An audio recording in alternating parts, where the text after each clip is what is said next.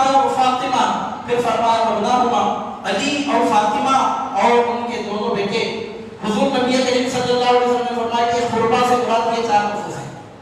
میں یہ نہیں کہتا کہ ان کے علاوہ حضور نبی کریم صلی اللہ علیہ وسلم کے دوسرے رشتہ دار نہیں ہیں، نعوذ باللہ من ذلک، ایسا نہیں، دوسرے رشتہ دار بھی ہیں، ان کی محبت بھی ضروری ہے۔ اور عزیزان محترم بات کے لیے تو میں آپ کے سامنے عرض کر رہا ہوں، ہمارا مسلک اہل سنت و جماعت ہے اور ہمارے پاس حضور نبی کریم صلی اللہ علیہ وسلم کی نسبت کی تعریف کی جاتی ہے، سرکار صلی اللہ علیہ وسلم کے اہل بیت پاک کی نسبت کی تعریف کی جاتی ہے، سرکار صلی اللہ علیہ وسلم کے صحابہ کرام کی تعریف کی جاتی ہے، سرکار صلی اللہ علیہ وسلم کی امت کے اولیاء کرام کی تعریف کی جاتی ہے۔ اولیاء کے آستانوں سے اگر کوئی اینٹ کسی بزرگ کے روضہ مبارک کی دیوار میں شامل ہو جائے، اس پتھر کا بھی ہم ادب کرنے والے ہیں۔ ہمارے پاس نسبتوں کی بات کی جاتی ہے، ہم نسبتوں کی اہمیتوں کو ماننے والے ہیں۔ سوچنے سمجھنے کی بات قابل بات ہے، اگر کوئی پتھر حضور غریب نواز کے روضہ مبارک کی دیوار میں لگ گیا، سرکار غوث پاک کے آستان اقدس کی دیوار میں اگر کوئی پتھر لگ گیا، اس پتھر کو ہم چومتے ہیں، سر پہ آنکھوں پہ رکھتے ہیں، ہم حضور نبی کریم صلی اللہ علیہ وسلم کی نسبتوں کا کیسے انکار کریں گے؟ نعوذ باللہ من ذلک۔ ہم انکار نہیں کرتے سرکار پاک صلی اللہ علیہ وسلم کی نسبتوں کا، سرکار اکرم صلی اللہ علیہ وسلم کی جتنی رشتہ داریاں ہیں ہم ان کی قدر کرتے ہیں، سرکار صلی اللہ علیہ وسلم کی جتنی نسبتیں ہیں ہم ان تمام نسبتوں کا احترام کرتے ہیں۔ مدینہ منورہ کی سرزمین کا کنکر ہماری نظر میں ہیرے سے کم قیمت نہیں ہے، مدینہ منورہ کی مٹی کے ذرات کو ہم کیمیا سے بڑھ کے سمجھتے ہیں، مدینہ منورہ کی فضا میں جو ہوائیں پائی جاتی ہیں ہم ان کو جنت کی ہواؤں سے بہتر سمجھتے ہیں۔ ہم حضور نبی کریم صلی اللہ علیہ وسلم سے تعلق رکھنے والی ہر چیز کی نسبت کی تعظیم کرتے ہیں، لیکن مراتب کا فرق تو ہر جگہ ہے، اللہ رب العزت نے مرتبے کا فرق تو ہر جگہ رکھا ہے۔ عزیزان محترم ہر پھول پھول ہی ہے لیکن ہر پھول گلاب نہیں ہوتا، ہر پانی پانی ہے لیکن ہر پانی زمزم نہیں ہوتا، عزیزان محترم ہر پتھر پتھر ہے لیکن ہر پتھر ہیرا نہیں ہوتا۔ ہم دیکھتے ہیں کہ اللہ رب العزت نے دنیا میں ہر جگہ مراتب کا فرق رکھا ہے، تو حضور نبی کریم صلی اللہ علیہ وسلم کے رشتہ داروں کی محبت ضروری ہے، ہر رشتہ دار کی محبت ضروری ہے، ہر صحابی کی محبت ضروری ہے، ہر سرکار صلی اللہ علیہ وسلم کی ہر نسبت رکھنے والے کی محبت ضروری ہے، لیکن فرش مراتب کی بنیاد پر سرکار صلی اللہ علیہ وسلم نے خود اپنی مرضی سے جن چار نصوص کا یہاں پہ تذکرہ فرمایا وہ ایسے چار ہیں کہ ان کا پانچواں سوائے محمد رسول اللہ کے اور کوئی ہو ہی نہیں سکتا، وہ ایسے چار ہیں کہ ان چار میں پانچواں صرف حضور نبی کریم صلی اللہ علیہ وسلم ہو سکتے ہیں، جن کو پنجہ پاک کہتے ہیں، جن کو سرکار پاک صلی اللہ علیہ وسلم نے چادر تطہیر میں اڑا کر دنیا کو دکھایا کہ یہ میرے اہل بیت ہیں۔ اللہ رب العزت کی بارگاہ میں دعا کی، اللہم ہؤلاء اہل بیتی، اے پروردگار یہ میرے اہل بیت ہیں۔ عزیزان محترم یہاں سے اس بات کا پتہ چلتا ہے کہ بات مولا کائنات کرم اللہ وجہہ الکریم کی محبت کی ہو، حسنین کریمین کی اولادی کی ہو، فاطمہ الزہرا سلام اللہ علیہا کی عقیدت کی اور احترام کی ہو، حرمت کی ہو، در حقیقت یہی ایمان کا دوسرا نام ہے۔ اور ہم دیکھتے ہیں ہر جگہ فیضان ہم کو جگمگاتا ہوا نظر آ رہا ہے۔ اور یہاں پہ میں روک کر ایک بات آپ کے سامنے عرض کر رہا ہوں کہ عموماً جمعہ کی نماز سے پہلے جو دوسرا خطبہ پڑھا جاتا ہے، نہ صرف ہمارے علاقے میں دنیا بھر میں عموماً صدیوں سے، قریب 1000 سال سے یا اس سے زائد عرصے سے، یعنی مطلب ایک طویل زمانے سے جمعہ کا جو دوسرا خطبہ پڑھا جاتا ہے، جتنے لوگ یہاں پر بیٹھے ہیں میں سمجھتا ہوں کہ ایک شخص بھی ایسا نہیں ہوگا کہ جس کے لیے یہ بات جو میں بولنے جا رہا ہوں اس کو نہیں معلوم۔ اگر یہاں پہ 100 آدمی بیٹھے ہیں تو ایک بھی آدمی اس میں ایسا نہیں ہے کہ جس کو بات کوئی نئی بات لگی ہو، سب جانتے ہیں۔ ہفتے میں ایک مرتبہ ہر جمعہ کو نماز کے لیے ہم آتے ہیں، مسجد میں ہم سنتے ہیں خطیب خطبہ پڑھتا ہے۔ خطیب جب خطبہ پڑھتا ہے جمعہ کے دوسرے خطبے میں لوگوں اہل سنت و جماعت کی مساجد میں، تو طریقہ یہ ہے کہ حضور نبی کریم صلی اللہ علیہ وسلم پر درود بھیجتے ہوئے، سرکار پاک صلی اللہ علیہ وسلم کی امت پر درود بھیجتے ہوئے 9 نام خطیب کی زبان پہ آتے ہیں۔ یہ 9 نام لیے بغیر اہل سنت و جماعت کی مسجدوں میں خطبہ مکمل نہیں ہوتا۔ جمعہ کی نماز ہم بعد میں پڑھتے ہیں، ان 9 شخصیتوں کا نام لے کر ان کے لیے دعائے خیرات پہلے کرتے ہیں، پہلے ان کے لیے رحمت نازل ہونے کی دعا مانگ کر اس کے بعد نماز کے لیے کھڑے ہوتے ہیں۔ اور جمعہ کی نماز یہ افضل ترین نماز ہے، اس سے افضل کوئی نماز نہیں ہے اس زمین پر ادا کی جانے والی نمازوں میں۔ سب سے افضل ترین جو نماز ہے نماز جمعہ ہے۔ اس سے افضل، اس سے بہتر کوئی نماز نہیں ہے۔ عزیزان محترم، اور جمعہ کی نماز ادا کرنے سے پہلے باقاعدہ خطبہ پڑھا جاتا ہے، اور یہ طریقہ کل صبح کو شروع نہیں ہوا، 100-150 سال پہلے سے شروع نہیں ہوا، صدیوں سے یہ طریقہ رائج ہے۔ 9 شخصیتوں کا نام لیا جاتا ہے۔ پہلا نام آتا ہے سیدنا صدیق اکبر رضی اللہ تعالیٰ عنہ کا، دوسرا نام آتا ہے سیدنا فاروق اعظم رضی اللہ تعالیٰ عنہ کا، تیسرا نام آتا ہے سیدنا عثمان ذو النورین رضی اللہ تعالیٰ عنہ کا، چوتھا نام آتا ہے امام الاولیاء مولا مشکل کشا شیر خدا کرم اللہ تعالیٰ عنہ کریم کا، پانچواں نام آتا ہے، چھٹا نام آتا ہے حسنین کریمین کا، اس کے بعد ساتواں نام آتا ہے شہزادی کونین سیدہ کائنات سلام اللہ علیہا کا، اس کے بعد آٹھواں اور نواں نام آتا ہے حضرت سیدنا حمزہ اور حضرت سیدنا عباس کا، جو حضور نبی کریم صلی اللہ علیہ وسلم کی دو چچا ہیں۔ اور یہ طریقہ عموماً اہل سنت و جماعت کی مساجد میں کثرت سے رائج ہے۔ یہی وہ بات ہے جس بات کے تعلق سے میں نے آپ کے سامنے عرض کیا کہ کسی ایک آدمی کے لیے بھی یہ بات نہیں ہوگی، کیونکہ ہمارے بچے بچپن سے جب سے ہوش سنبھالے ہیں، ہوش سنبھالنے سے لے کر ہم خطیبوں کو مسجدوں میں اسی طرح خطبہ پڑھتے ہیں۔ آپ اہل سنت و جماعت کو تو جانے دیجیے، دیوبندیوں کی مسجدوں میں بھی ایسے ہی خطبہ پڑھا جاتا ہے، کیونکہ وہ فرقہ ہمارے جماعت میں سے نکلا ہے، اس وقت سے پرانا اثر باقی رہ گیا ہوگا، چونکہ وہ اہل سنت و جماعت کی اولاد ہیں۔ یہ دیکھو کہ اہل سنت و جماعت ہیں، اہل سنت و جماعت کی اولاد ہیں، اہل سنت و جماعت کے شاگردوں کے شاگرد ہیں، تو پرانا اثر کو اپنے باپ دادا کا، اپنے اساتذہ کا، اپنے شروع سے طریقت کا کچھ نہ کچھ باقی رہ گیا۔ تو آج ہم دیکھتے ہیں دیوبندیوں کی مسجدوں میں بھی، اہل دیوبند کی مسجدوں میں بھی آپ جا کر دیکھیں گے یہ 9 نام خطبے میں باقاعدہ آتے ہیں۔ عزیزان محترم، یہ 9 نام لیے بغیر خطیب کا خطبہ مکمل نہیں ہوتا، البتہ ایک نیا طریقہ نکلا ہے، اب مطلب 10-15 سال سے ہو گیا، 15-20 سال سے بعض مسجدوں میں اب ناموں میں کام چھٹ شروع ہو گئی۔ خلفائے راشدین کے 4 نام لیتے ہیں اور بقیہ نام چھوڑ رہے ہیں، ایسا دیکھنے میں آ رہا ہے، وہ بھی بعض مسجدوں میں۔ فرقہ غیر مخلدین میں ایسی بات دیکھنے میں آتی ہے، کیا اہل دیوبند میں اللہ ماشاءاللہ ایک آدھ جگہ ایسا دیکھنے میں آتا ہوگا۔ عموماً آج بھی 90% نہ صرف اہل سنت و جماعت میں بلکہ دیوبندیوں میں بھی آج بھی ہم طریقہ دیکھتے ہیں 80 to 90% کہ 9 نام لیے بغیر خطبہ مکمل نہیں ہوتا۔ آپ فقہ کی کتابیں اٹھا کر دیکھیں گے، آپ عقائد کی کتابیں اٹھا کر دیکھیں گے، آپ تفسیروں کی کتابیں اٹھا کر دیکھیں گے، تو یہ ترتیب ہم کو بتائے ہوئے نظر نہیں آتی، آپ پورا درس جلانی پڑ جائے گی۔ ایسا کوئی خاص طریقہ کوئی اہمیت کے ساتھ سکھایا گیا ہو کہ دیکھتے میں آپ کی بات نہیں آتی۔ بہت زمانے سے میں اس پر غور کرتا تھا کہ طریقہ کب رائج ہوا، کیسے رائج ہوا، اس حد تک پھیل کیسے گیا۔ ایسا نہیں کہ کسی مقام پر کی طریقہ ہے، کسی مقام پہ نہیں ہے، کسی علاقے میں رواج ہے، کسی علاقے میں رواج ہے، ایسا نہیں ہے، تقریباً ہر جگہ یہ بات پایا جاتا ہے۔ اس حد تک یہ رواج کیسے ہوگا اہل سنت و جماعت میں، کس کا اثر ہے اہل سنت و جماعت پر کہ دیوبندیوں کی مسجدوں میں بھی ہم کو یہ ناموں کی گونج آج تک سنائی دے رہی ہے کہ کس کا فیضان نظر اور یہ در حقیقت کس کا انفلوئنس ہے اہل سنت و جماعت پر کہ جو آج تک کافی برقرار ہے۔ اس تعلق سے غور کرنے پر پتہ چلا اور دیکھنے پر معلوم ہوا کہ در حقیقت یہ طریقہ ہمارے سرکار حضور پیرانی پیر غوث اعظم مستقی کا طریقہ ہے۔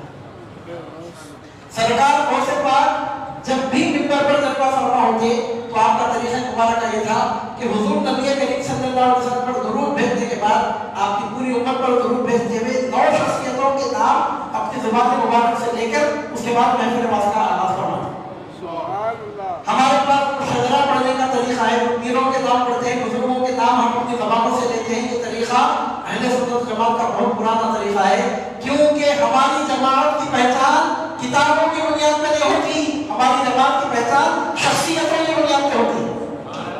اور ہمارے سرکار غوث پاک رضی اللہ تعالیٰ نے وہی طریقہ رائج فرمایا۔ یہ طریقہ در حقیقت حضور پیرانی پیر غوث اعظم دستگیر رضی اللہ تعالیٰ کا طریقہ تھا کہ آپ حضور نبی کریم صلی اللہ علیہ وسلم کی امت پہ جب درود بھیجتے تو ان 9 شخصیتوں کا باقاعدہ نام لے کر ان کو درود پاک میں شامل فرماتے۔ صدیق اکبر کو، فاروق اعظم کو، عثمان ذو النورین کو، مولا علی المرتضیٰ کو، حسنین کریمین کو، سیدہ کائنات شہزادی کونین کو اور حضرت حمزہ اور حضرت عباس کو۔ خلفائے راشدین حسنین کریمین، سیدہ کائنات اور سیدنا حمزہ اور سیدنا عباس، جو جملہ اس طرح آپ دیکھتے ہیں کہ 9 نام حضور پیرانی پیر غوث اعظم دستگیر رضی اللہ تعالیٰ درود پاک میں شامل فرماتے۔ آپ بولتے ہوں کہ فیضان اہل بیت کے حوالے سے بات ہو رہی تو یہ بات میں درمیان میں کیوں نہیں آیا؟ وانٹیڈلی میں نے یہ بات آپ کے سامنے ذکر کی ہے کہ کچھ کچھ لوگوں کو شوق ہو گیا ہے کہ وہ ہم کو صحابہ کرام کی محبت کا سبق پڑھانا چاہتے ہیں، شاید اسی کو کہتے ہیں ہماری بلی اور ہم سے میاؤ۔ آج 1000 سال سے پوری دنیا میں اہل سنت و جماعت کا پرچم جس بلندی میں لہرا رہا ہے، یہ کارنامہ ہمارے سرکار ہمارے پیر غوث اعظم دستگیر رضی اللہ تعالیٰ عنہ کا ہے۔ پوری دنیا کو سنیت کا سبق ہم نے پڑھایا اور آج ہم کو سنیت کا سبق پڑھانے کی کوشش کی جا رہی ہے۔ عزیزان محترم، سرکار پیران پیر غوث اعظم دستگیر رضی اللہ تعالیٰ عنہ کے غلاموں کو سنیت سکھانے کے لیے کسی غیر کی ضرورت ہی نہیں ہے۔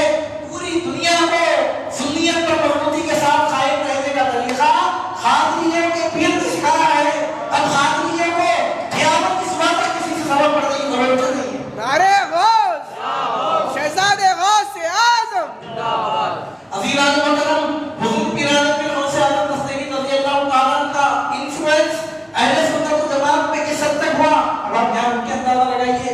سرکار غوث پاک رضی اللہ تعالیٰ عنہ نے ایک طریقہ مقرر فرمایا درود پاک میں 9 ناموں کو شامل کرنے کا، تو اتنا انفلوئنس ہوا اہل سنت و جماعت پر، 900 سال ہو گئے میرے پیر غوث اعظم دستگیر کو دنیا سے تشریف لے جا کر صرف سنیوں کی مسجدوں میں ہی نہیں، دیوبندیوں کی مسجدوں میں بھی اسی پیٹرن پر خطبہ پڑھا جا رہا ہے جس پیٹرن پر خطبہ بغداد ممبر پر خطبہ واضح فرمایا کرتے تھے۔ آپ اندازہ لگائیے کہ کس حد تک انفلوئنس ہوا، خطبے کا طریقہ آج تک بدل نہیں سکا۔ اب بعض لوگ اس میں کوشش کر رہے ہیں کہ خلفائے راشدین کا نام لے کر بقیہ لوگوں کے نام، بقیہ مبارک مقدس نفوس طیبہ کے نام چھوڑ رہے ہیں۔ چنانچہ آج حرمین شریف میں خطبہ پڑھا جاتا ہے، اس میں بھی حضرت صدیق اکبر کا، فاروق اعظم کا، عثمان غنی کا، مولا علی المرتضیٰ کا، کرم اللہ تعالیٰ کریم کا نام آج بھی لیا جاتا ہے۔ بقیہ 5 نام چھوڑ رہے ہیں تو کیا ہوا؟ وہ شروع کے تو 4 نام مکہ اور مدینے میں، حرم مکہ اور حرم مدینہ کا خطیب جو 4 نام خطبے میں شامل کر رہا ہے، وہ طریقہ بھی بغداد کی مسند نشین پر نزول اجلال فرمانے والے محی الدین عبد القادر گیلانی کا طریقہ۔ آپ اندازہ لگائیے کہ حضور پیران پیر غوث اعظم دستگیر رضی اللہ تعالیٰ عنہ کا اثر اہل سنت و جماعت پر کس حد تک ہوا؟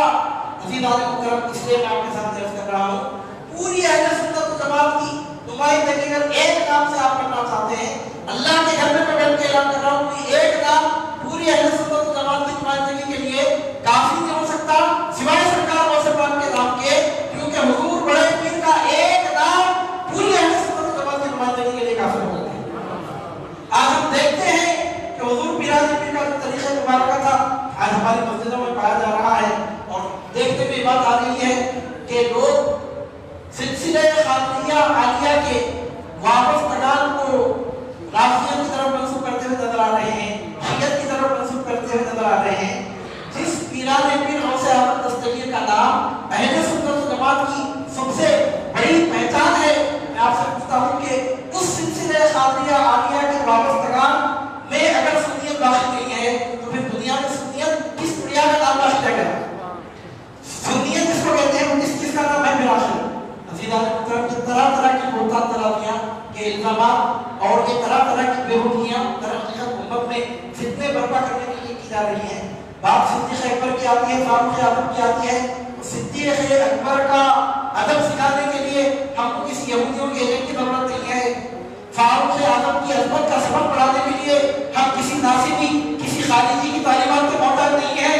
ہمارے پیر غوث اعظم دستگیر نے دنیا کو مقام صدیقی اور مقام فاروقی سے اس طرح واقف فرمایا کہ رافضیوں کو سرکار غوث پاک نے اس طرح، رافضیوں کو سرکار پیران پیر غوث اعظم دستگیر رضی اللہ تعالیٰ نے اس طرح مچاڑ کے رکھ دیا کہ 900 سال کا زمانہ ہو گیا، آج تک یہ رافضی اہل سنت و جماعت میں مائنارٹی میں ہے، اور 10 to 15% سے بڑھ کر اپنا پرسنٹیج آج تک نہیں بنا سکے۔ اور آپ یاد رکھ لیجیے، جب تک غوثیت کبریٰ کا ڈنکا بغداد کی سرزمین پر بجتا رہے گا، یہ رافضی فرقہ کبھی دنیا میں سر اٹھانے کے قابل بھی نہیں رہے گا، کیونکہ حضور پیران پیر غوث اعظم دستگیر رضی اللہ تعالیٰ کا ایک کارنامہ ہے۔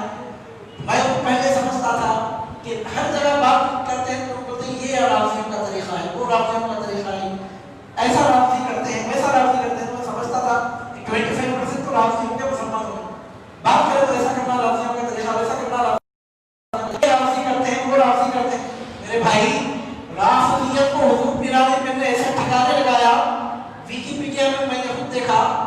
परसेंटेज कितना है आखिर राफिदी फिरके का मुसलमानों में, देखने पर पता चल रहा है पूरी दुनिया में 15% से बढ़कर उनका कोई परसेंटेज ही नहीं है मुसलमानों पूरी दुनिया में। वो भी 4 कंट्रीज उनके ऐसे हैं कि जहाँ पर वो जरा ज्यादा तेजाब में पाए जाते हैं। उन 4 कंट्रीज को अगर आप हटा के देखें, अगर उन 4 कंट्रीज को 200 में से 4 कंट्रीज को 200 ममालिक में से 4 ममालिक को अगर आप हटा के देखें, बकिया ममालिक में उन 4 ममालिक को छोड़ के अगर देखा जाए तो अज़ीज़ान मुहतरम राफिदियों का परसेंटेज कितना है? मालूम आपको 7%। 7% आप अंदाजा लगाइए। और आपको मालूम होना चाहिए, मैं आपके सामने काफिर को कलीमा पढ़ाना आसान है, बदअकीदा सुन्नी बनाना मुश्किल है। ये सबसे बड़ी करामत है जो बगदाद की सरजमीन यहीं पर ज़ाहिर हो सकती थी। ये करामत किसी और जगह ज़ाहिर हो ही नहीं सकती। क्योंकि हुजूर पिरानी बिन गौसे आज़म दस्तगीर रज़ियल्लाहु तआला ने मुसलमानों के अंदर के फसाद को इस तरह ठंडा फरमाया और मुसलमानों की अंदर की कमजोरियों को इस हद तक कम फरमाया। मैं ऐलान कर रहा हूँ आपके सामने बैठकर, सिलसिले खादी आलिया के फैज़ान की कसम खा के कहता हूँ कि राफिदी फिरका अब क़यामत की सुबह तक मुंह उठाने के काबिल नहीं रहा, सब उठाने के काबिल नहीं बचा। क्योंकि हुजूर पिरानी ने उसको ऐसा ठिकाने लगाया कि बराए रास्त मुसलमानों पे आटे में नमक के बराबर फिरका बाकी लग गया। ईरान और इराक और बकिया ममालिक को छोड़कर बकिया पूरी दुनिया में अगर आप 10% के काबिल वोट मुसलमानों में बाकी नहीं बचे। अज़ीज़ान मुहतरम आप अंदाज़ा लगाइए कि कितना बड़ा कारनामा है। और ये कारनामा अंजाम दिया हमारे सरकार हुजूर पिरानी बिन गौसे आज़म दस्तगीर रज़ियल्लाहु तआला ने। और जहाँ तक बात अहले बैत पाक से वाबस्ता करने की है, जहाँ तक बात अहले बैत पाक की मोहब्बत की है, अज़ीज़ान मुहतरम कोई आलिम ने कह सकता है कि अली व फातिमा व हसन व हुसैन से मोहब्बत करो, तुम्हारे ईमान की ज़मानत है। कोई मुफस्सिर के बाद पूछ सकता है कि पंजतन पाक की मोहब्बत तुम्हारे हम पर हिदायत पर कामयाबी हासिल करने की ज़मानत है। ये बात कोई मुखद्दिर कोई वाइफ कह सकता है कि पंजतन पाक से मोहब्बत रखो तुम सुरखरू होगे। लेकिन ये बात कौन सा आलिम बोल सकता है, कौन सा मुफस्सिर बोल सकता है, कौन सा वाइफ बोल सकता है कि मुझसे मोहब्बत रखो तुम कामयाब हो जाओगे? ये बात कौन बोल सकता है? अज़ीज़ान मुहतरम ये बात कोई दूसरा वाइफ या खतीब नहीं बोल सकता। ये बात वही बोल सकता है जो खुद अहले बैत पाक का जानशीन हो, जो खुद अहले बैत पाक का नारे पे बराम हो, जिसका एक नाम लेना पंजतन पाक के 5 नाम लेने के बराबर। ये बात वही बोल सकता है। अज़ीज़ान मुहतरम हुजूर पिरानी बिन गौसे आज़म दस्तगीर ने फरमाया ख़दमी हाज़िही अला ख़ुलती कुल्ली वलिय्यिल्लाह, मेरा ये कदम अल्लाह के हर वली की गर्दन पे है। मुक़ाम हैदरी गौसे आज़म ने जो दिखाया, ज़बान से बोलने ने दिखाया, मक़ाम हैदरी क्या है, हुजूर पिरानी बिन गौसे आज़म दस्तगीर ने अमलन से दिखाया कि अली का हुआ जिसकी हलक़ में पड़ जाए, जिसकी गर्दन पे खत्म करते विलायत के खत्म को पता कर दिया। नारे हैदरी या अली, नारे हैदरी या अली। अज़ीज़ान मुहतरम मेरे बिन गौसे आज़म दस्तगीर ने दुनिया को सिद्दीक़ अकबर का मुक़ाम भी दिखाया, फारूक़ आज़म का मुक़ाम भी दिखाया, उस्मान बिन नुरैन का मुक़ाम दिखाया। लेकिन जब बात फैज़ान को जारी करने की हुई, जब बात सरकार पिरानी बिन के फैज़ान के इजरा की हुई, तो वहाँ हुजूर पिरानी बिन गौसे आज़म दस्तगीर रज़ियल्लाहु तआला अन्हु फैज़ान अता करने वाली खुदा की कसम 2 शख्सियतें, कोई तीसरी शख्सियत नहीं है। एक शख्सियत वो है जिसने 7 मरतबा अपना मुबारक मेरे पीर गौसे आज़म दस्तगीर के हलक़ शरीफ में डाला, वो नबी है। और दूसरी शख्सियत वो है कि जिसने 6 मरतबा अपना मुबारक अब्दुल क़ादिर गिलानी के हलक़ में डाला, और वो अली है। सिलसिले खादिया किसको कहते हैं? अली और नबी के फैज़ान का नाम सिलसिले खादिया। गौसियत कुबरा किसको कहते हैं? तो अली और नबी की किरण जब सिमट के आ जाती है तो वहीं से गौसियत कुबरा का इजरा होता है, काम होता है। ज़बान से बात बातें कहने की होती हैं, बात बातें अमलन पेश करने की होती हैं। अज़ीज़ान मुहतरम जिसका जो मुक़ाम है, जो मर्तबा है, मानना लाज़िमी है, ज़रूरी है। बतौर ख़ास में अमलन की बात आपके सामने रखते रहूँ कि शर्मिंदगियों की वजह से, फितना बर्दारियों की वजह से उम्मत को फ़िरक़ों में मुनक़सिम करने की कोशिश हुकूमतियों की जानिब से की जा रही है। इसके जवाब में मैं आपके सामने बात पेश कर रहा हूँ। हुजूर पिरानी बिन गौसे आज़म दस्तगीर रज़ियल्लाहु तआला ने हमको जो तरीक़ा बताया, उस तरीक़े से बेहतर और किसका तरीक़ा हो सकता है? राफ़िदी बोलते किसको है आपको मालूम है? राफ़िदियत की तारीफ़ है صدیق اکبر اور فاروق اعظم رضی اللہ تعالیٰ عنہما کے خلاف بکواس کرنے والے کو راضی کہتے ہیں. اور ہمارے پاس طریقہ ہے کہ ہم جمعہ کی نماز بعد میں پڑھتے ہیں, ابو بکر عمر کا نام لے کر ان پر درود و رحمت نازل کرنے کی بات کرتے ہیں. سبحان اللہ. عزیزان محترم, خلق کا نام نور خلیا, نور کا خلق جو چاہے آپ کا حسن کریم کا صاف کرے. شاید اسی پہ کہتے ہیں کہا ایران کی تو سنا توران کی, وہ بات سارے فضانے میں جس کا ذکر نہ تھا وہ بات ان کو بڑی ناگوار گزری ہے. عزیزان محترم, یہ طریقہ سکھانے والے دنیا کو کون ہے؟ یہ طریقہ سکھانے والے تو حضور پیران پیر ان سے آزم مستقیم رضی اللہ تعالیٰ باقی جماعتیں آدمی سب اٹھا رہی ہیں, باقی فرقے آدمی سب اٹھا رہے ہیں, لیکن عزیزان محترم ان کی روک تھام کے لیے لاکھ کوشش کرنے کے بعد وہ فتنے آسانی کے ساتھ ٹھنڈے ہوتے ہیں. اور غور کیجیے کیا ان فتنوں کو ٹھنڈا کر سکتا ہے؟ لیکن حضور پیران پیر کی کرامت ہی کہی ہے کہ جس فرقے کے خلاف حضور پیران پیر نے آواز بلند کر دی تو قیامت اس بات کے لیے اس کو میدان میں بنا کے چھوڑ دیا. اگر آپ 4 ممالک کو چھوڑ کر اگر دیکھیں گے 10% بھی وہ فرقہ باقی نہیں رہا. کب سے تھا وہ فرقہ؟ صحابہ کرام رضوان اللہ علیہ اجمعین کے دور سے وہ فرقہ پایا جاتا تھا. کسی فرقے کو ٹھنڈا کرنے کی اگر تاریخ آپ اٹھا کے دیکھیں گے تو کسی بھی فرقے کو ٹھنڈا کرنے کا اس سے بڑھ کر آپ کو شاید اور کہیں نہیں ہو سکتا. عزیزان محترم, تو میں عرض کر رہا ہوں آپ کے سامنے کہ ہم حضور نبی کریم صلی اللہ علیہ وسلم کی نسبتوں کا احترام کرنے والے ہیں اور بلجت پاک کی غلامی کا دم بھرنے والے ہیں اور بلجت پاک کی محبت کو ہم ایمان سمجھتے ہیں. میں آپ کے سامنے عرض یہ کر رہا تھا جب اللہ رب العزت نے بلجت پاک کی محبت ہم پر فرض قرار دی, سرکار صلی اللہ علیہ وسلم نے فرمایا کہ جن کی محبت واجب ہے وہ علی و فاطمہ اور حسن و حسین ان کے دونوں صاحبزادے علیہ السلام. جب سرکار صلی اللہ علیہ وسلم نے فرما دیا اس سے معلوم کیا ہوتا ہے آدمی محبت کس سے کرتا ہے؟ جس کی عظمت اس کو معلوم ہوتی ہے اس سے محبت کرتا ہے, جس میں مقامت و مراتب سے اس کو آگاہی ہوتی ہے اس سے محبت کرتا ہے, جس کی شان کا رفت کا پتہ چلتا ہے تو آدمی اس سے محبت کرتا ہے. عزیزان محترم, جس میں عظمت کا پہلو دیکھتا ہے آدمی اس سے محبت کرتا ہے.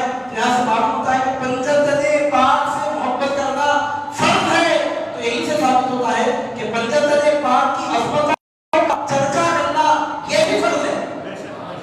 کیونکہ ہم اہل سنت جب تک ہم بلجت پاک کی عظمتوں کا خود چرچا نہیں کریں گے, اپنے بچوں کو جب ہم بچپن سے بلجت پاک کی عظمتوں سے واقف نہیں کرائیں گے تو ان کے دلوں میں محبت کہاں سے پیدا ہوگی. عزیزان محترم, میں آپ کے ساتھ بات میں کر رہا ہوں کہ سرکار غوث پاک نے 9 نام جمع فرمائے اور ان 9 ناموں کو جمع فرمانے کی حکمت کیا ہے؟ اس میں 4 تو خلفائے راشدین ہیں اور پھر اس کے بعد سیدہ کائنات اور حضرت کریمہ کا نام خطبے میں اس لیے شامل فرمایا کہ ان کے ناموں سے جب تک کسی کو انس نہ ہو, ان کی شخصیتوں سے جب تک کسی کو محبت نہ ہو اس کے ایمان کی تکمیل نہیں ہوتی. اور پھر آپ دیکھیے کہ حضرت حمزہ اور حضرت عباس رضی اللہ تعالیٰ عنہما کے نام سرکار صلی اللہ علیہ وسلم کے ساتھ روح بھیجتے ہوئے سرکار غوث پاک نے شامل فرمائے. حضرت حمزہ اور حضرت عباس کا نام شامل فرمایا. دنیا جانتی ہے کہ حضور نبی کریم صلی اللہ علیہ وسلم کے چچا ہیں. تو اس طرح آپ دیکھیں گے کہ حضور پیران پیر غوث اعظم مستقیم نے یہ جو طریقہ منور فرمایا اس میں حضور نبی کریم صلی اللہ علیہ وسلم کی رشتہ داری کا لحاظ ہے. ہم فاطمہ الزہرا کا نام لیتے ہیں اور فاطمہ الزہرا سلام اللہ علیہا محمد رسول اللہ صلی اللہ علیہ وسلم کی پوری اولاد میں جو سب سے بڑھ کر افضل ترین مقام مرتبے کے حامل ہے وہ ذات گرامی.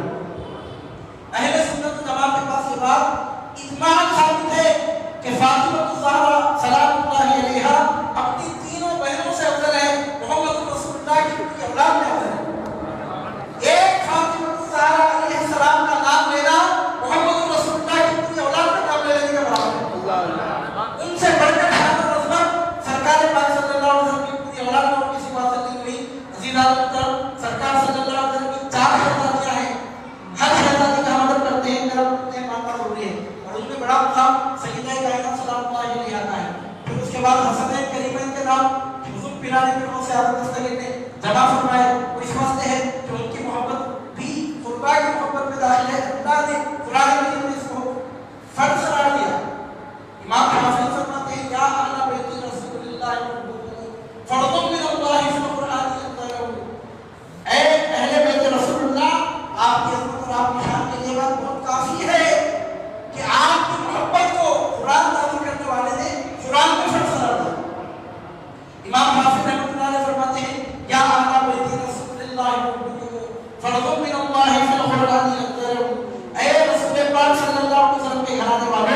آپ کی عظمت آپ کی شان کے لیے یہ بات بہت کافی ہے. قرآن کو نازل کرنے والے نے قرآن میں آپ کی محبت کو فرض قرار دیا.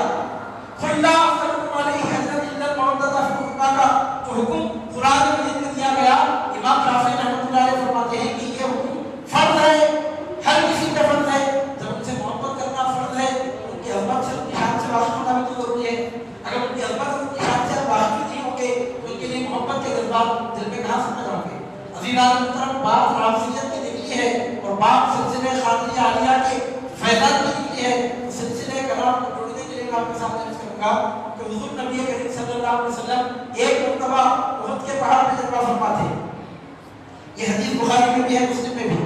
حضور نبی کریم صلی اللہ علیہ وسلم ایک مرتبہ احد پہاڑ پر جلوہ فرما تھے. پہاڑ ہلنے لگا تو سرکار صلی اللہ علیہ وسلم نے اس پہاڑ سے کہا، اے احد ٹھہر جا، کیونکہ تجھ پر ایک نبی، ایک صدیق اور دو شہید تجھ پہ موجود ہیں. سرکار صلی اللہ علیہ وسلم نے فرمایا، یہ حدیث بخاری میں بھی ہے اور مسلم میں بھی. پہاڑ رک گیا. سرکار صلی اللہ علیہ وسلم نے فرمایا، تجھ پر ایک نبی، ایک صدیق اور دو شہید ہیں. وقت آنے پر دنیا کو پتہ چلا کہ نبی تو سرکار صلی اللہ علیہ وسلم جلوہ فرماتے، پتہ چلا کہ صدیق سے مراد ابو بکر ہے اور جن دو شہیدوں کا سرکار صلی اللہ علیہ وسلم نے ذکر فرمایا ان میں سے ایک سیدنا عمر فاروق اور دوسرے سیدنا عثمان ذو النورین رضی اللہ تعالیٰ عنہ. تو جو فرقہ صدیق اکبر کی عظمت کو نہیں مانتا، فاروق اعظم کی عظمت کو نہیں مانتا، اس فرقے سے دنیا اور آخرت میں ہمارا کیا تعلق ہے؟ العیاذ باللہ تعالیٰ. اور عزیزان محترم، اب سے بات آگے بڑھ کر ہم دیکھتے ہیں کہ صدیق اکبر کو مقام صدیقیت ملا. والذی جاء بالصدق وصدق بہ، مفسرین فرماتے ہیں جو سچ کے ساتھ آئے وہ حضور نبی کریم صلی اللہ علیہ وسلم کی تصدیق فرمانے والے سیدنا ابو بکر صدیق، سیدنا فاروق اعظم، سیدنا عثمان ذو النورین رضی اللہ تعالیٰ عنہ کے بارے میں سرکار صلی اللہ علیہ وسلم نے اپنی زبان مبارک سے ان کو شہید کہا. ان کے شہید ہونے کا اپنی زبان نبوت سے سرکار پاک صلی اللہ علیہ وسلم نے اعلان فرما دیا. عزیزان محترم، اس کے بعد نمبر آتا ہے، اس کے بعد پھر بات کرتی ہے مولا کائنات تنویر مرتضیٰ کرم اللہ تعالیٰ عنہ کریم کی. ان کے بارے میں سرکار صلی اللہ علیہ وسلم نے کیا فرمایا، میں ایک بات آپ کے سامنے پیش کر رہا ہوں. سرکار صلی اللہ علیہ وسلم جہاں بھی جس وقت بھی جنگ کے لیے تشریف لے گئے، مولا کائنات تنویر مرتضیٰ کرم اللہ عنہ کریم ہمیشہ آپ کے ساتھ ہیں. اور کافروں کے خلاف سب سے بڑھ کر جو تلوار دور رسالت میں چمکتی رہی وہ ذوالفقار تھی. اور یہ ایسی تلوار ہے، اس تلوار کا ریکارڈ ہے کہ ہزاروں تلواریں اس تلوار میں ٹوٹ گئی اور وہ تلوار کسی تلوار سے کبھی نہیں ٹوٹی. لا فقار الا ولی لا سیف الا ذوالفقار، علی کے سوا کوئی بہادر نہیں ہے، ذوالفقار کے سوا زمین پر کوئی تلوار آج تک دیکھنے کو نہیں آئی. ہزاروں تلواریں اس تلوار میں ٹوٹ گئی اور جو تلوار بجلی کی طرح ٹوٹ کر حضور نبی کریم صلی اللہ علیہ وسلم کی رسالت کی حقانیت کا مظاہرہ کرتے رہی. ہم دیکھتے ہیں خدا کائنات تنویر مرتضیٰ کرم اللہ عنہ کریم کو کہ جب بھی سرکار پاک صلی اللہ علیہ وسلم کسی جنگ میں تشریف لے جاتے تو مولا کائنات کرم اللہ عنہ کریم ہمیشہ ساتھ رہتے. آپ بدر کے موقع میں دیکھیے، یہی بات آپ کو دیکھنے میں آئے گی. شروعات مولا کائنات کرم اللہ عنہ کریم سے ہوتی ہوئی نظر آتی ہے. آپ احد کے موقع پہ دیکھیے، غزوہ احد کے موقع پہ یہی بات آپ کو دیکھنے میں آئے گی. سب سے پہلے چمکنے والی تلوار ذوالفقار رہی. جہاں بھی جتنی جگہوں کی نوبت آئی، عزیزان محترم، ہر جگہ ذوالفقار حیدری ہم کو چمکتی ہوئی نظر آتی ہے. لیکن ایک مرتبہ ایسا ہوا، ایک بہت بڑا غزوہ تھا، دنیا کی سب سے بڑی طاقت سے ٹکر لینے کی بات تھی اور حضور نبی کریم صلی اللہ علیہ وسلم نے ذوالفقار کو چمکنے کی اجازت دی. اور یہاں پر نوٹ کرنے کے قابل ہے کہ ہمیشہ جو تلوار چمکتی تھی اس تلوار کو میدان میں رہنے کا حکم دیا گیا. جنگ بھی کوئی معمولی جنگ نہیں تھی، سمجھنے والے بھی سمجھ رہے تھے کہ اب تک یہ سب سے بڑی جنگ ہے. مقابلہ کسی مکے کے گروہ سے ہونے والا نہیں تھا، کسی مدینے کی منافقین کی جماعت سے ہونے والا نہیں تھا. قیصر روم کی فوج سے مسلمانوں کو ٹکر لینا تھا. روم کے بادشاہ کی فوجیں مسلمانوں سے لڑنے کے لیے برسر پیکار تھی اور حضور نبی کریم صلی اللہ علیہ وسلم اس کے لیے تیاری فرما رہے تھے.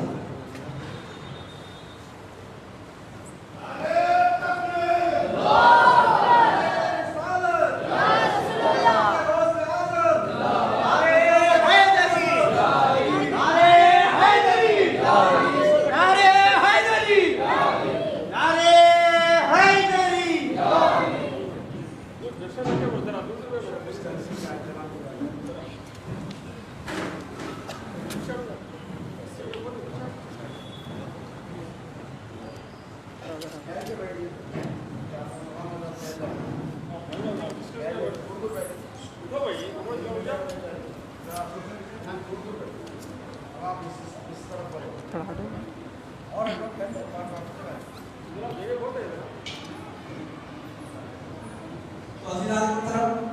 यहाँ से मैं अपनी बात को तकमील तक पहुँचा रहा हूँ। तो अहम बातें बयान करते हुए कि हम देखते हैं कि हुजूर नबी करीम सल्लल्लाहु अलैहि वसल्लम जब भी जंग के लिए तशरीफ ले जाते, मौलाए कायनात करमल्लाहु करीम सरकार पाक सल्लल्लाहु अलैहि वसल्लम के हमरा होते। बात ग़ज़वे बदर की हो कि ग़ज़वे उहद की, बात ग़ज़वे अहज़ाब की हो या फतह खैबर की, बात ग़ज़वे हुनैन की हो या किसी और मौके की जहाँ भी सरकार पाक सल्लल्लाहु अलैहि वसल्लम तशरीफ ले जाते, मौलाए कायनात करीम भी सरकार पाक सल्लल्लाहु अलैहि वसल्लम के साथ हाजिर रहते। हर जगह मौलाए कायनात करमल्लाहु करीम सरकार पाक सल्लल्लाहु अलैहि वसल्लम की मर्यत में हाजिर रहते। लेकिन एक मौका ऐसा आया कि देखने वाले तो देख रहे थे, समझने वाले समझ रहे थे कि अब तक की सबसे बड़ी जंग है, क्योंकि ग़ज़वे उहद के मौके, ग़ज़वे बदर के मौके पर 1000 की तादाद में काफिर थे। ग़ज़वे उहद के मौके पर काफिरों की तादाद 3000 थी। ग़ज़वे अहज़ाब के मौके पर 25,000 की तादाद में काफिर थे। लेकिन एक मरतबा एक ऐसे ग़ज़वे की भी नौबत आई कि जब टक्कर किसी अरब के किसी बद्दू कबीले से टक्कर लेने की बात नहीं थी, खैसर रुम से टक्कर लेने और मुकाबला करने की बात थी। हुज़ूर नबी करीम सल्लल्लाहु अलैहि वसल्लम को पता चला कि खैसर रुम मदीने मुनव्वरा पर चढ़ाई करने का इरादा रखता है। तो सरकार पाक सल्लल्लाहु अलैहि वसल्लम ने उसके आने से पहले ही खुद उस पर हमला करने का इरादा फरमाया। लश्कर को तरतीब दिया गया, इसको ग़ज़वे तबूक कहते हैं। मैं बात को समझ के आपके सामने अर्ज़ करूं, ग़ज़वे तबूक के मौके पर मुसलमानों को जो टक्कर लेना था, दुनिया की वेल डिसिप्लिन निहायत तरबियत याफ्ता फौज से टक्कर लेने की नौबत थी। खैसर रूम की फौज इतनी बड़ी थी, उसके तारुफ से तारीखों में तस्वीरों में बात मिलती है, अहादीस मुबारक से पता चलता है कि खैसर रूम की फौज में सिर्फ पैदल चलने वाले सिपाही 1 लाख थे। तो पैदल चलने वाले प्यादा सिपाही थे, उनकी तादाद 1 लाख थी। आप अंदाजा लगाइए कि फौज कितनी बड़ी फौज नहीं होगी, हुकूमत कितनी बड़ी हुकूमत रहेगी। आप गौर कीजिए उस जमाने में वर्ल्ड पॉपुलेशन क्या था और आज वर्ल्ड पॉपुलेशन क्या है। बल्कि मैं तो आपके सामने अर्ज़ करूंगा कि आज भी 600 करोड़ के इंसानों की आबादी बताई जा रही है। 600 करोड़ की आबादी के मौके पर भी आज भी अगर किसी हुकूमत के पास 1 लाख की फौज सिर्फ पैदल चलने वालों की हो, आज की हुकूमत बहुत बड़ी पावरफुल हुकूमत मानी जाएगी।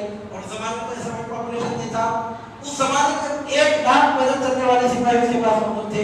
आप अंदाजा लगाइए कितनी बड़ी फौज से टक्कर लेने की बात थी। लेकिन हुज़ूर नबी करीम सल्लल्लाहु अलैहि वसल्लम ने मौलाए कायनात अली मुर्तज़ा करमल्लाहु करीम को साथ चलने की इजाज़त नहीं दी। हम देखते हैं कि मुकाबला 1000 से था, 3000 से था, 5000 से था, 25,000 से था। तो सरकार पाक सल्लल्लाहु अलैहि वसल्लम मौलाए कायनात करमल्लाहु करीम को साथ ले जाते। बदर में 1000 से मुकाबला करना था, ज़ुल्फ़िकार चमकती रही। उहद में 3000 से मुकाबला करना था, ज़ुल्फ़िकार चमकती रही। ग़ज़वे अहज़ाब में 5000 से मुकाबला करना था, तलवार चमकती रही। ग़ज़वे हुनैन में 25,000 से मुकाबला करना था, ज़ुल्फ़िकार चमकती रही। लेकिन जब लाखों की फौज से, जब 1 लाख से ज़ायद फौज से टक्कर लेने की बात आ रही है, तो साहिब ज़ुल्फ़िकार करमल्लाहु तआला वजहहु करीम को हुक्म दिया जाता है कि आप मदीने में ही रहें, आप हमारे साथ तशरीफ़ ना लाएं। बात समझ में नहीं आई, देखने वाले हैरान थे। ज़ुल्फ़िकार की सबसे बढ़कर ज़रूरत तो अब थी, अब इजाज़त होना चाहिए था, लेकिन सरकार पाक सल्लल्लाहु अलैहि वसल्लम की इजाज़त नहीं थी। आगे चलकर दुनिया को पता चला कि हुज़ूर नबी करीम सल्लल्लाहु अलैहि वसल्लम की निगाहें वो देख रही थी जो दूसरे लोगों की निगाहें नहीं देख रही थी। लोग तो यही समझ रहे थे कि 1 लाख सिपाहियों से मुकाबला करना है, लेकिन आगे चलकर मालूम हुआ कि हुज़ूर नबी करीम सल्लल्लाहु अलैहि वसल्लम अपने लश्कर के साथ तशरीफ़ ले गए। खैसर को जब पता चला कि सरकार पाक सल्लल्लाहु अलैहि वसल्लम अपने सहाबाए किराम के साथ उस पर चढ़ाई करने के लिए आ रहे हैं, 1 लाख की फौज रखने वाला खैसर मुकाबले में आने की जुर्रत नहीं कर सका। हुज़ूर नबी करीम सल्लल्लाहु अलैहि वसल्लम के सहाबाए किराम रिज़वानुल्लाहि अलैहिम अजमईन से टकराने की जुर्रत नहीं कर सका। और सरकार पाक सल्लल्लाहु अलैहि वसल्लम ने जब देखा कि मुकाबले के लिए आना ही नहीं चाहता, तो अपनी फतह का ऐलान फरमाकर आप वापस तशरीफ़ ले आए। जब पता चला कि मौलाए कायनात करमल्लाहु करीम को सरकार पाक सल्लल्लाहु अलैहि वसल्लम ने इसलिए उस वक्त अपने साथ नहीं रखा कि सरकार सल्लल्लाहु अलैहि वसल्लम गैर जानते हैं, आपको मालूम था कि इस जंग में तलवार उठाने की नौबत ही नहीं आएगी। सरकार सल्लल्लाहु अलैहि वसल्लम को ये बात मालूम थी। तो बहरहाल जो पॉइंट आपके सामने अर्ज कर रहा हूँ, उसके बाद तेज से अपनी बात को खत्म करूँ। अज़ीज़ान मुकर्रम, मौलाए कायनात करमल्लाहु علیہ وسلم آپ پانی کی اجازت نہیں دے رہے ہیں. ہر غزوے میں آپ شریک ہوئے. ایک ہی غزوہ تھا جس میں مولا کائنات تشریف نہیں لے گئے, وہ غزوہ تبوک تھا. خیسر میں ان سے ٹکر لینے کا موقع تھا. سرکار پاک صلی اللہ علیہ وسلم نے مولا علی المرتضیٰ قدم اللہ تعالیٰ عنہ کریم کو اجازت دی, عطا فرمائی. مولا کائنات نے عرض کیا سرکار کیا آپ مجھے عورتوں میں بچوں میں چھوڑ کے جا رہے ہیں؟ تو سرکار پاک صلی اللہ علیہ وسلم نے فرمایا امان توبہ, اے علی کا اس بات پر آپ راضی نہیں ہیں ان تکونا بمنزلتی موسیٰ من ہارون, کہ آپ میرے نزدیک وہی مقام رکھیں جو موسیٰ کے نزدیک ہارون کا مقام تھا. کیا یہ بات آپ کو پسند نہیں ہے کہ آپ کا مقام میرے نزدیک وہی ہے جو موسیٰ کے نزدیک ہارون کا مقام تھا؟ اور کہا خالد صلی اللہ علیہ وسلم, یعنی موسیٰ علیہ السلام جب طور شریف لینے کے لیے طور پہاڑ پہ تشریف لے گئے تھے تو اپنی قوم میں بحیثیت اپنے جانشین حضرت سیدنا ہارون علیہ السلام کو چھوڑ کر گئے تھے. سرکار پاک صلی اللہ علیہ وسلم جب غزوہ تبوک میں تشریف لے جا رہے تھے تو اپنے غیاب میں بطور جانشین مولا کائنات کرم اللہ وجہ کریم کو مدینہ منورہ میں چھوڑا. سرکار صلی اللہ علیہ وسلم نے فرمایا کہ آپ کا مقام میرے نزدیک وہی ہے جو موسیٰ کے نزدیک ہارون کا مقام تھا. کیا مقام تھا؟ تفصیل بیان کرنے کے بجائے دو آیات قرآن مجید کی پڑھتا ہوں, اس سے بڑھ کر اس کی وضاحت کوئی کر ہی نہیں سکتا. اللہ رب العزت نے قرآن مجید میں موسیٰ اور ہارون کے تعلق کو اس طور پہ ظاہر فرمایا کہ حضرت سیدنا موسیٰ علیہ السلام نے دعا مانگی تھی وَجْعَلْ لِي وَزِيرًا مِنْ أَهْلِي هَارُونَ أَخِي اشْدُدْ بِهِ أَزْرِي, اے پروردگار ہارون کو میرا وزیر بنا دے, میرے بھائی ہارون کو, میرے رشتہ دار میرے بھائی ہارون کو میرا وزیر بنا دے, ان کے ذریعے سے میری قوت کو مضبوط. تو یہاں سے پتہ چلتا ہے کہ موسیٰ کی قوت کو مضبوط کرنے والے کا نام اگر ہارون ہے تو محمد رسول اللہ کی قوت کو مضبوط کرنے والے کا نام صاحب ذوالفقار حیدر کرار ہے. اللہ رب العزت قرآن مجید میں فرماتا ہے موسیٰ علیہ السلام نے دعا مانگی تھی اشدد بہ اذری, اے پروردگار ان کے ذریعے سے میری قوت کو مضبوط فرما. تو یہاں سے پتہ چلتا ہے کہ موسیٰ کے لیے اگر سب سے بڑھ کر سپورٹ کرنے والے کا نام ہارون ہے تو محمد رسول اللہ کے لیے سب سے بڑھ کر سپورٹ کرنے والے کا نام علی ہے. سبحان اللہ. عزیزان دوسری مقام سے آپ ایک اور ایک مقام سے آپ کے سامنے آئے کروں. اللہ رب العزت موسیٰ علیہ السلام کے بارے میں فرماتا ہے فَأْتِيَا فِرْعَوْنَ اذْهَبَا إِلَىٰ فِرْعَوْنَ إِنَّهُ طَغَىٰ, اذْهَبَا تم دونوں جاؤ إِلَىٰ فِرْعَوْنَ, فرعون کی طرف. اللہ رب العزت نے فرعون کی طرف جب بھیجنا چاہا موسیٰ علیہ السلام کو تو آپ کے ساتھ کس کو کھڑا کیا؟ سیدنا ہارون علیہ السلام کو کھڑا کیا. دعوت دینا نبی کا کام ہوتا ہے. اس وقت موسیٰ علیہ السلام دعوت دینے کے لیے جا رہے تھے لیکن آپ کے ساتھ ہارون علیہ السلام اس طور پہ شامل تھے کہ اللہ رب العزت نے آپ کو اکیلے میں جانے کا حکم نہیں دیا. دو کو جمع فرما کر گول فارم میں تسنیہ کے صحیح میں فرمایا کہ رہبا آپ دونوں جائیں گے فرعون کے خلاف. تو یہاں سے پتا چلتا ہے کہ باطل کی سرکوبی کرنے کے لیے موسیٰ علیہ السلام کے کار میں شریک کار حضرت سیدنا ہارون علیہ السلام تھے. یہاں سے پتا چلتا ہے کہ حضور نبی کریم صلی اللہ علیہ وسلم نے حق کے منصب کو بلند کرنے کا ارادہ فرمایا, کوششیں فرمائی, ان میں مولا کائنات حضرت مرتضیٰ کرم اللہ وجہ کریم اس طرح شامل ہوئے کہ وقتی طور پر تو مولا کائنات کرم اللہ وجہ کریم شامل ہوئے ہی قیامت اس بات کے لیے صاحب قرآن پر نازل ہونے والی کتاب کی حفاظت کے لیے مولا کائنات حضرت مرتضیٰ کی نسل کا سلسلہ دنیا میں باقی رکھا گیا. عزیزان محترم, یہاں سے پتہ چلتا ہے کہ حضور نبی کریم صلی اللہ علیہ وسلم کی نبوت کا جو کارنامہ انجام پایا اس کی حفاظت کرنے والے اور اس کار خیر کو آگے بڑھانے والے کا نام علی المرتضیٰ کرم اللہ وجہ کریم ہے. یہاں سے تشریح کا ایک حصہ ایک بات حضرت خطیب دکن کے حوالے سے عرض کر کے میں اپنی بات تقریر پہنچا رہا ہوں کیونکہ تعزیت کا جلسہ ہے. خراج عقیدت کے طور پر مقدس کلمات عرض کر کے میں اپنی بات کو تقریر تک پہنچا رہا ہوں. عزیزان محترم, حضرت خطیب دکن شہزادہ حضور غوث اعظم قدس اللہ تعالیٰ سرہ العزیز کی شخصیت مبارکہ محتاج تعارف نہیں ہے. خالدیت شکنی میں اور حق کے آواز کو بلند کرنے کے سلسلے میں آپ کی شخصیت مبارکہ جس طور پہ ابھر کر سامنے آئی ہے اس تعلق سے میں کہ آپ کا وہ اہل سنت و جماعت کے موجودہ دور میں جتنے اکابرین جتنے اساتذہ ہیں انہوں نے اس حقیقت کا اعتراف کیا ہے کہ واقعیت حضرت خطیب دکن قدس اللہ تعالیٰ سرہ العزیز نے حق کی آواز کو اس طرح بلند فرمایا کہ آپ کی آواز پورے اہل سنت و جماعت کی آواز بن گئی. ہندوستان بھر میں آپ نے خارجیت کے خلاف, ناصریت کے خلاف جو माहौल बनाया और अवाम में ही नहीं उलमा में भी बेदारी लाने का फजीला अंजाम दिया।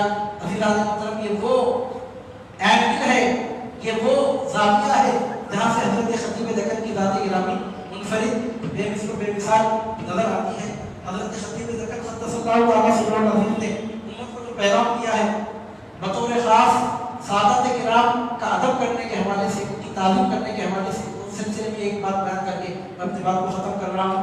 बोलने को तो लोग बोलते हैं कि हम सादत का अदब करते हैं, एहतराम करते हैं, लेकिन हज़रत खतीब दक्कन क़द्दसल्लाहु तआला सिर्रहुल अज़ीम इस कमी को बहुत महसूस भी फरमाया करते थे और उसका आपने बरमला और बारहा इजहार भी फरमाया, अवाम को उसकी तरक़ीब भी फरमाई।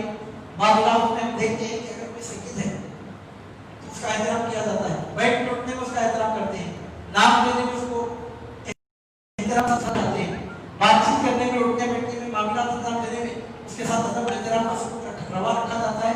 ये बात होनी चाहिए क्योंकि हुज़ूर नबी करीम सल्लल्लाहु अलैहि वसल्लम की निस्बत का एहतराम सरकार पाक सल्लल्लाहु अलैहि वसल्लम पर लाज़िम है। लेकिन हम कई इलाक़ों में ऐसा देखते हैं कि सादात किराम की ताज़ीम का, उनकी तौक़ीर का, उनके एहतराम का कोई जज्बा ही नहीं पाया जाता। यदि प्रोग्राम में आप बाजार में जाकर हम महिलाओं की खिदमत में पेश कीजिए या पूरे सादात की पूरी गरीबी दूर कर दीजिए चंदा इकट्ठा करके, ये जमाने की बात है। लेकिन मैं जो बात आपके सामने अर्ज़ कर रहा हूँ ये है कि बैठ कर उठने में, बातचीत करने में और मामला लाने करने में कम से कम एहतराम का मामला करना क्या एक मुश्किल बात है? ये बात होना चाहिए। आज हम देखते हैं कि अहले सुन्नत व जमात का प्रचार करने की बात की जाती है, तहरीकें चलाई जाती है अहले सुन्नत व जमात की तबलीग व इशाअत के हवाले से, लेकिन लोगों को बताया जाता है कि सादत का अदब करने की जरूरत नहीं है। सादत किराम चाहिए कि उसी जगह ना बैठे, कोई हदिया ला कर दे, उनका हदिया कबूल ना करें।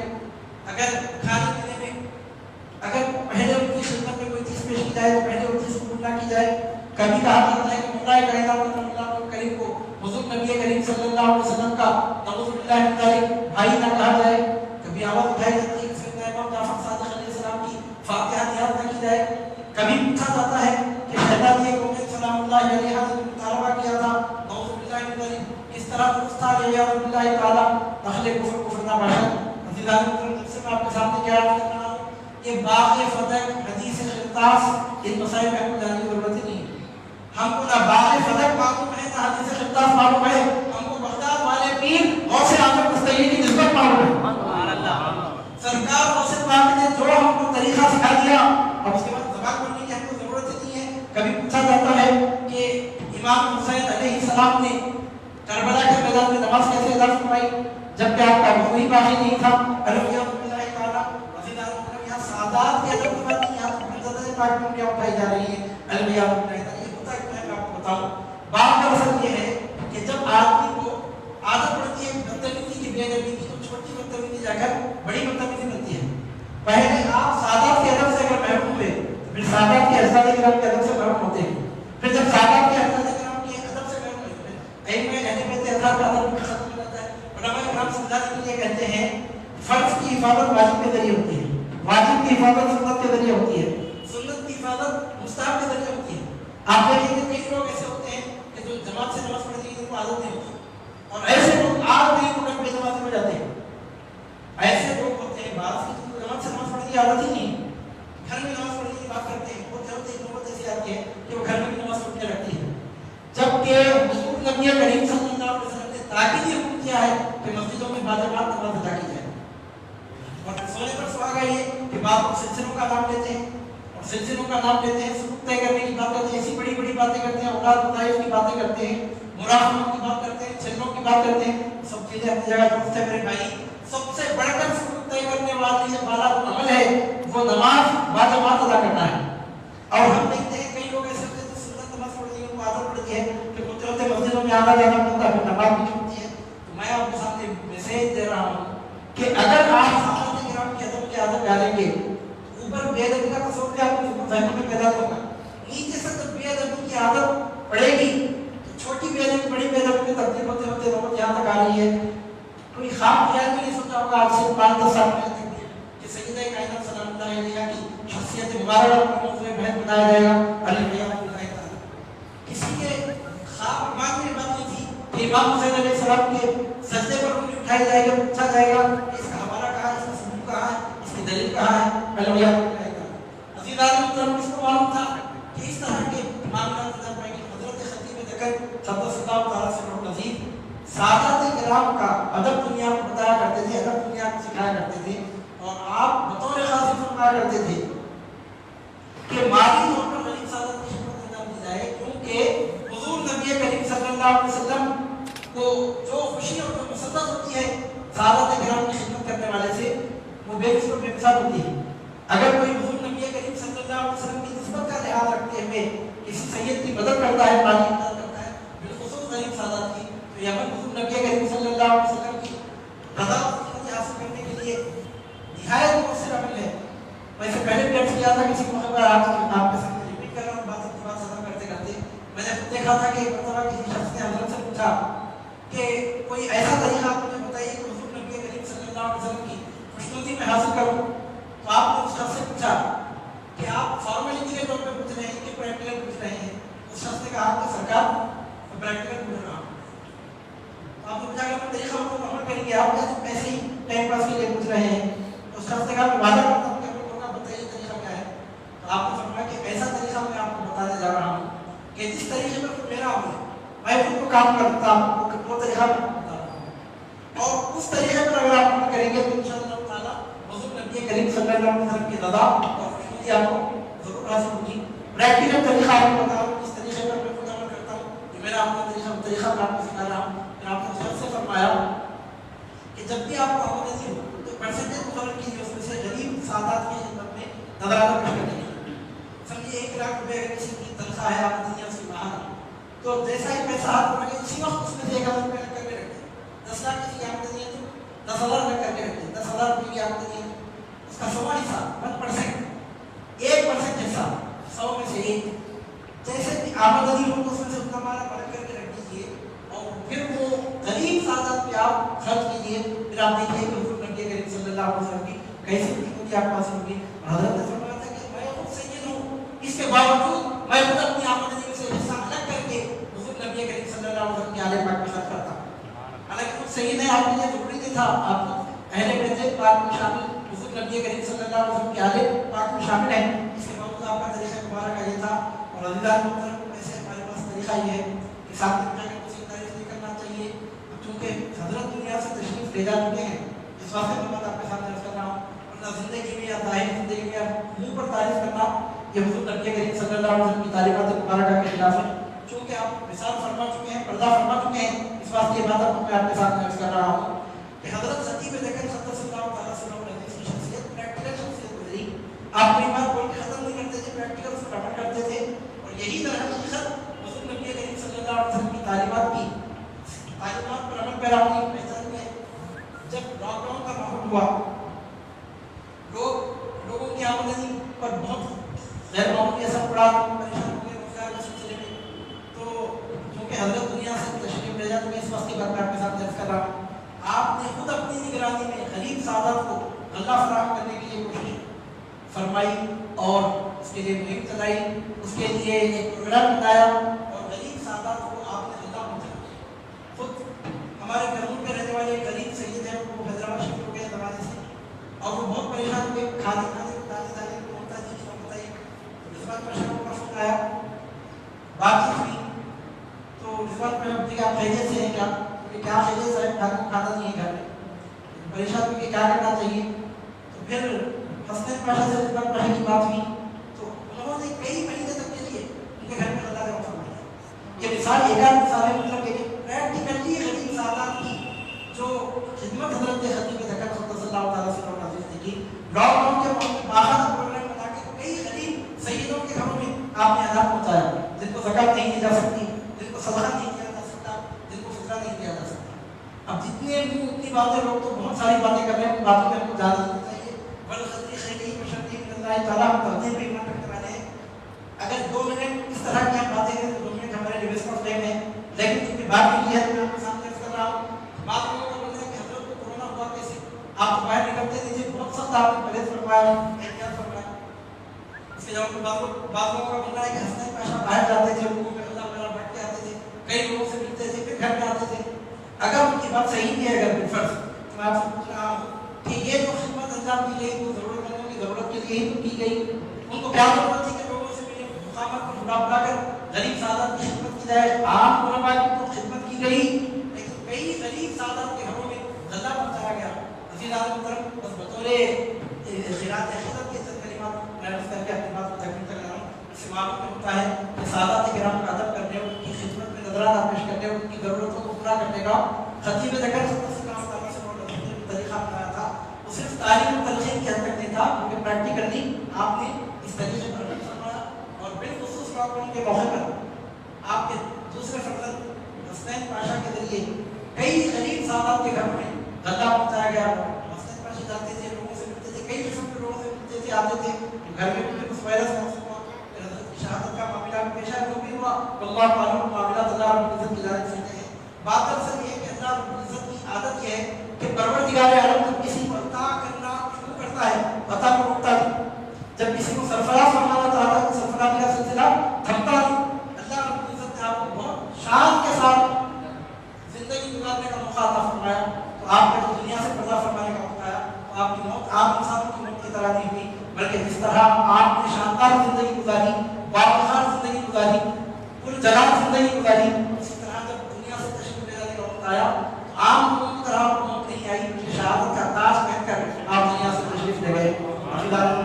میں آپ کے سامنے عرض کر رہا ہوں کتنے لوگوں کے انتخاب ہوتے ہیں, مزارات لوگ بناتے ہیں, روزے تعمیر کرتے ہیں, لاکھوں کروڑوں روپے کا صرفہ ان کی گنبدوں پر ان کے مخالف پر کیا کرتا ہے, لیکن اللہ رب العزت کی جانب سے جو رونق عطا کی جاتی ہے اس انسان کے بس کی بات نہیں. آپ جائیے حضرت خطیب دکن صلی اللہ تعالیٰ سے ڈاکٹر عزیز کے مزار مبارک کھڑے ہو کر محسوس کریں گے کہ اللہ کے بہت بڑے ولی کے مزار مبارک پر آپ حضرت کا انتقال ہوا اور دنیا سے پردہ فرمایا. ہمارے کئی پیر بھائی, ہمارے ملنے جلنے والے لوگ جن کو حضرت سے زیارت ملاقات بھی نہیں تھی, وہ لوگ خود ہم سے کہتے ہیں کہ ہم نے خواب میں حضرت کو دیکھا, ہم نے یہ دیکھا کہ حضرت ہمارے خواب میں تشریف لائے, ہمارے خواب میں تشریف لائے. تو عزیزان محترم بولنے کا مطلب یہ ہے کہ حضرت خطیب دکن صلی اللہ تعالیٰ علیہ کے دشمن آپ کی بے ادبی کرنے والے لاکھ بے ادبی کرتے رہے. سرکار مصطفیٰ کی بارگاہ سے آپ پر جو سرفرازیاں جو نوازشات ہوئی, اگر اس کو محسوس کرنا چاہتے ہیں آپ جائیے حضرت کے مزار مبارک پر آپ کھڑے ہو کر دیکھیے. امام احمد بن حنبل رحمۃ اللہ علیہ نے فرمایا تھا جب جنازے اٹھتے ہیں تو فیصلے ہوتے ہیں کہ کس کا کیا مقام کیا مرتبہ ہے. حضرت خطیب دکن صلی اللہ علیہ وسلم کا جنازہ جس شان کے ساتھ اٹھا, پچھلے سال مہینے میں کسی منسٹر کا جنازہ بھی اس شان کے ساتھ اٹھا. بڑے بڑے منسٹر اور لیڈروں کی میتوں کی خریداری کے لیے لوگ کر رہے ہیں. سب کو معلوم تھا کہ مرتبہ شہادت پر فائدے تھے, لیکن ہم نے اپنے آنکھوں سے دیکھا کہ جب آپ کا آخری دیدار کروایا جا رہا تھا بارگاہ موسیٰ قاضی میں, کس طرح لوگ پروانہ وار آپ کے جنازے مبارک کے قریب آ رہے تھے. شمع پر کس طرح پروانے نچھاور ہوتے ہیں, ٹوٹ پڑ رہے تھے. بلا مبالغہ میں آپ کے سامنے کر رہا ہوں, گزشتہ سال مہینے میں لاک ڈاؤن پر پوری دنیا میں ایسی شان کا جنازہ نہیں اٹھا ہوگا جیسا جنازہ حضرت خطیب دکن صلی اللہ تعالیٰ علیہ وسلم کا. یہ ہمارے لیے بہت بڑی خوش نصیبی کی بات ہے کہ پروردگار عالم نے آپ لوگوں کو اولاد غوث اعظم رضی اللہ تعالیٰ سے وابستہ فرمایا. دعا کرتا ہوں کہ اللہ رب العزت حضرت خطیب دکن صلی اللہ تعالیٰ علیہ کے مقامات کو مراد بلند سے بلند کر فرمائے, آپ کے خطیب مبارک کو نور سے منور فرمائے, آپ کے روضہ انور پر رحمت اللہ کی بارشیں نازل فرمائے, آپ کے خدمتگار کو, آپ کے وابستگان کو صبر جمیل عطا فرمائے اور آپ کے جانشین صدر جلسہ میں جہاں جمع فرمائے. اللہ رب العزت آپ کے ذریعے سے آپ کے والد مکرم کے فیضان تعدیر جاری ساری فرمائے, باقی برقرار رکھے. صلی اللہ تعالیٰ وبارک وسلم علی خیر خلقہ نور علیہ نبینا و حبیبنا و شفیعنا و نبینا و مولانا سیدنا محمد وعلی آلہ و صحابہ اجمعین. وآخر دعوانا